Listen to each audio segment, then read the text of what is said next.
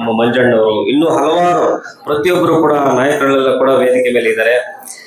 ಈಗಾಗಲೇ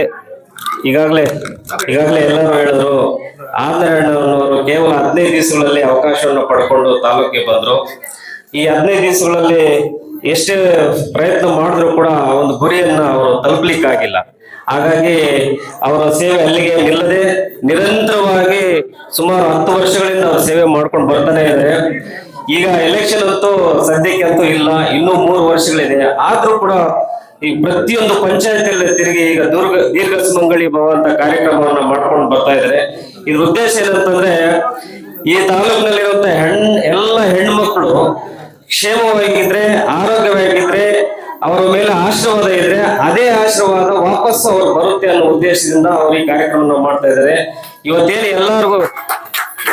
ಎಲ್ಲರಿಗೂ ದೀರ್ಘ ಸುಮಂಗಲಿ ಭವ ಮಾಡಿ ಪ್ರತಿಯೊಬ್ಬರಿಗೂ ಏನು ತೆಂಗಿನಕಾಯಿ, ಸ್ಯಾರಿ ಮತ್ತೆ ಅರಿಶಿನ ಕುಂಕುಮ ಏನು ಕೊಡ್ತಿದ್ದಾರೆ, ಎಲ್ಲರೂ ಕೂಡ ಅವರವರ ಮನೆಗಳಲ್ಲಿ ನಿಮ್ಮ ಒಂದು ಕುಟುಂಬಗಳು ಚೆನ್ನಾಗಿರಬೇಕು ಅಂತ ಹೇಳ್ಬಿಟ್ಟು ಅವರು ಕಾರ್ಯಕ್ರಮ ಮಾಡ್ತಾ ಇದ್ದಾರೆ. ನಿಮ್ಮ ಕುಟುಂಬಗಳು ಏನು ತಣ್ಣಗಿರಬೇಕು, ಶುಭವಾಗಿರ್ಬೇಕು ಅಂತ ಏನು ಆಶೀರ್ವಾದ ಮಾಡಿಕೊಂಡು ಅವರ ಸ್ವಂತ ಖರ್ಚಿನಿಂದ ಈ ಕೆಲಸವನ್ನ ಮಾಡ್ತಾ ಇದ್ದಾರೆ. ನೀವೆಲ್ಲ ಕೂಡ ಆ ಒಂದು ದೀರ್ಘ ಸುಮಂಗಲಿ ಭವನ ಆಶೀರ್ವಾದವನ್ನು ಅವ್ರ ಕಡೆಯಿಂದ ತಗೊಂಡು ಅದೇ ಆಶೀರ್ವಾದವನ್ನ ಅವ್ರ ಮೇಲೆ ನೀವು ಇಡ್ತೀರಾ ಅಂತ ನಾವೆಲ್ಲ ಕೂಡ ಇಲ್ಲಿ ನಂಬಿ ಈ ದೀರ್ಘ ಸುಮಂಗಲಿ ಭವ ಕಾರ್ಯಕ್ರಮ 24ನೇ ತಾರೀಕು ಸಕ್ಸಸ್ ಮಾಡ್ತೀವಿ ಅಂತ ನಮ್ಮ ರಾಮಲಿಂಗ ರೆಡ್ಡಿ ಅಣ್ಣವ್ರು ಹೇಳ್ತಾ ಇದ್ರು.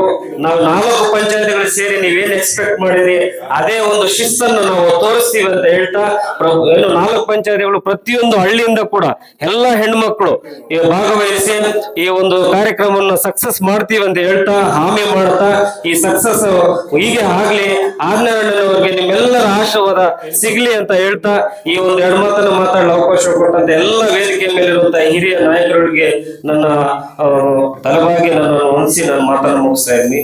Thank you so much.